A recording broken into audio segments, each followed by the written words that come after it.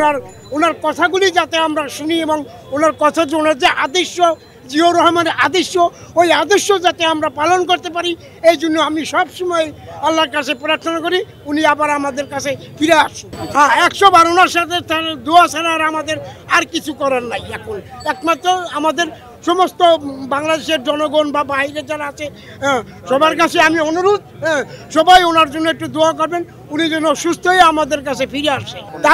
তাতেও আপনি ইংলিশে একটা কথা যে if the mother love her child, প্রত্যেক মাই তার শিশু এবং সন্তানকে ভালোবাসে, ঠিক আছে।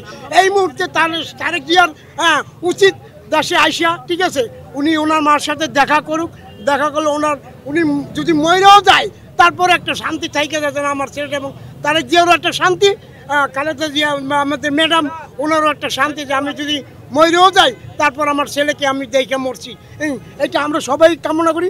উনি কামসুন মেড টু হিজ, তার সাথে অতি শীঘ্রই তার সাথে দেখা করবো, এইটাই আমরা সবাই কামনা করতেছি।